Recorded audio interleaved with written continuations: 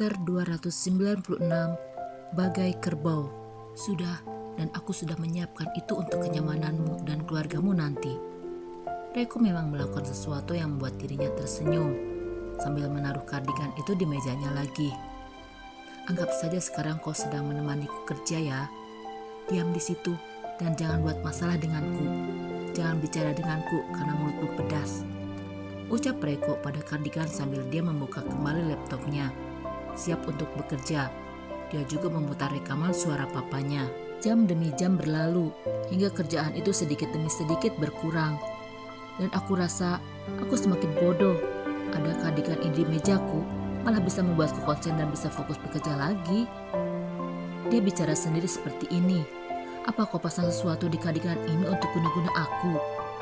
Entahlah. Tapi Reiko memang merasa lebih baik ketika dia sudah memeluk baju yang masih ada beling halus di seratnya itu. Apa hatimu yang halus itu kini seperti terancap beling-beling tajam karena aku? Reiko menahan perih hatinya sambil memikirkan ini. Dia lalu mengambil kertas memo dari lacinya. Maafkan aku yang sudah menusukkan beling tajam di hatimu. Lalu Reiko menempelkan memo itu di bagian dalam kardigan, membuka laci kecil di mejanya juga. Tak sulit dia mengambil satu benda di sana. Ini persiapan kalau kancingku ada yang copot.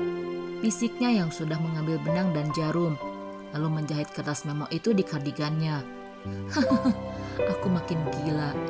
Tapi kalau kau mengguna-guna aku dengan kardigan ini, maka kau harusnya bisa membaca apa yang kutulis di sini. Serunya yang tahu kalau kuat rasanya saat ini juga sedang terganggu. Besok temani aku bekerja lagi ya, supaya aku bisa fokus. Suruh Reiko mengajak bicara kardigannya, karena dia senang pekerjaannya semuanya lancar, tak membuatnya galau seperti hari-harinya kemarin. Ini semuanya aneh dan ini semuanya tak masuk akal. Apa serindu itukah aku dengan dirimu? Sampai aku melihat bagian dari dirimu ini bisa memberikan sedikit semangat bagiku. Reiko tertawa bingung, sekaligus merasa sakit dalam hatinya, tak jelas dirinya. Hanya inikah yang akan kau tinggalkan saat kau sudah pergi dariku nanti? Lagi-lagi kata-kata itu tak dimengerti. Kenapa dia harus memikirkan ini sambil bicara dengan kardigan? Tapi aku tidak bisa menghalangi kebahagiaanmu. Aku sudah punya Bi dan aku gak boleh membuat dirimu sulit. Hanya itu yang dikatakan oleh Reiko, sambil dia menyimpan kembali kardigan ke dalam tempat tadi dia mengambilnya. Reiko tak jadi mengubah apapun yang ada di mejanya. Dia mengembalikan lagi semuanya seperti sedia kala. Hanya kardigan saja yang kembali masuk ke laci itu. Diam-diam di sana.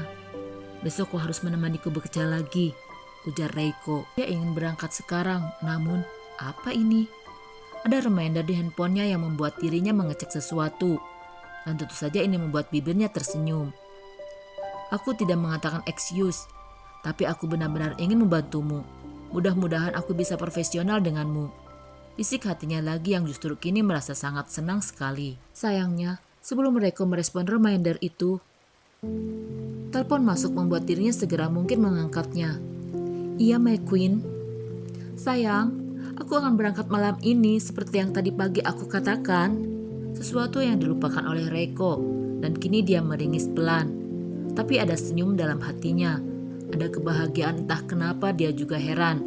Kekasihnya yang pergi tapi kenapa dia bahagia. Ya sudah, semoga kamu bisa lolos untuk kualifikasi tahap 2 ini ya. Aku harap. Dan mudah-mudahan saja aku bisa presentasi ini langsung ke Gerald. Lagian aku dapat undangan dari MTC juga. Aku ingin dia melihatnya sendiri dan dia tahu seberapa semangatnya aku untuk mengerjakan semua proyek-proyek ini. Jelas saja dia pasti melihat. Orang-orang yang dia percaya pasti mengatakan padanya, kau tidak perlu khawatir soal itu. Tetap saja, kalau hanya orang-orang kepercayaannya ini saja aku tak yakin. Tapi ya sudahlah, aku akan berangkat dulu ya. Hati-hati di jalan ya. Dan berapa hari kamu akan kembali, Bi? Aku rasa aku akan kembali sekitar semingguan, sayang. Itu paling lama sih. Ya sudah, hati-hati di jalan. Tapi kalau kamu ingin tinggal di sana lebih lama juga tidak masalah. Mumpung ke Milan kan? Jawaban dari ujung sana tentu saja sebuah senyuman. Siapa yang tak suka jalan-jalan ke Eropa? Iyalah, aku akan mengabarimu, tapi pekerjaanku sangat banyak di Jakarta. Dan aku rasa aku tidak mungkin pergi lama-lama. Gunakan saja waktumu, jangan terburu-buru. Pastikan semua sesuai dengan rencanamu. mencintaimu. Terima kasih untuk semua bantuanmu padaku. Kau adalah yang terbaik untukku. Cintaku lebih besar untukmu. Dan itulah akhir pembincangan mereka. Sepertinya hubungan kalian berdua semakin hari semakin baik. Brigita yang mendengar ini hanya menengok ke seseorang di sampingnya dan tersenyum. Udahlah, ayo kita berangkat sekarang. Dia juga sudah mengizinkan aku dan kita bisa melakukan sesuatu sekarang untuk pekerjaan kita. Orang yang diajak bicara tentu saja mengangguk. Bagaimana dengan rencana pembangunannya? Apa sudah mulai ada titik terang? Kapan berjalannya atau tetap sesuai dengan rencana akan dimulai tahun depan? Belum, dan kami baru mau bertemu dengannya nanti bulan Oktober. Setelah itu baru akan ada pembicaraan lebih lanjut semuanya. Sandra, apa kamu tidak merasa kalau ini seperti ditunda-tunda? Dia sebenarnya ingin menjalankan proyek ini atau tidak sih? Izin dan yang lainnya agak sulit. Kamu tahu sendiri kan bagaimana pemerintah kita, Brigita? Iya sih. Brigita tak banyak bicara lagi. Tapi aku juga sebetulnya agak bingung. Kenapa dia tidak pernah mau menunjukkan dirinya? Apa dia buruk rupa? Bukan sesuatu yang harus dipikirkan. Tapi soal Dimas itu loh. Apa dia marah dengan kondisi waktu itu? Oh, mungkin. Aku tidak menemuinya. Kan kamu bilang biar Olivia. Dia mungkin kesal padaku. Sepertinya dia tahu kalau aku ingin menjebaknya meski dia tidak tahu apa motifku. Dan sejak itu dia tidak pernah lagi menghubungiku. Brigita hanya mengangkat bahunya saja. Tapi dia tidak tertarik sama sekali dengan Olivia.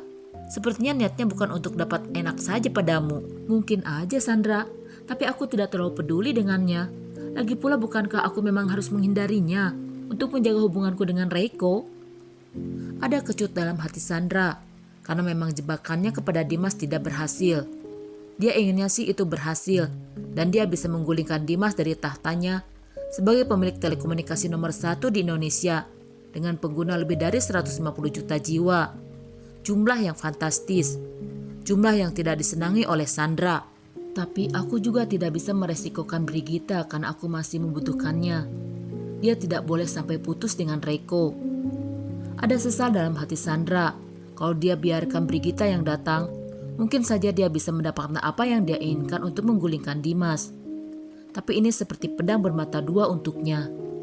Menyerahkan Brigita berarti dia tidak akan mendapatkan modal. Kalau Reiko tahu Brigita dengan Dimas, apalagi semua juga tahu Dimas itu sahabat Raditya Prayoga dan Radit ada proyek dengan Reiko. Mendapatkan modal, Sandra harus menjaga Brigita, tapi dia tidak mendapatkan Dimas jatuh. Ditambah Tommy sudah benar-benar kritis soal modal.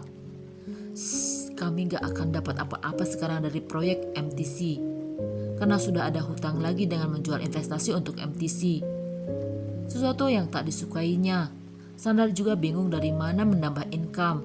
Padahal dengan memindahkan pelanggan telekomunikasi Dimas ini sumber flash dana bagus kalau bisa mengembangkan bisnisnya. Hai Sandra, kenapa diam saja? Brigita menyadari seseorang di sampingnya yang tidak bicara. Ah, tidak apa-apa, hanya masalah keluarga saja, sedikit membuatku pening. Keluargamu harmonis, apa ada masalah? Kamu tahu kan kepergian adikku? Oh, yang itu.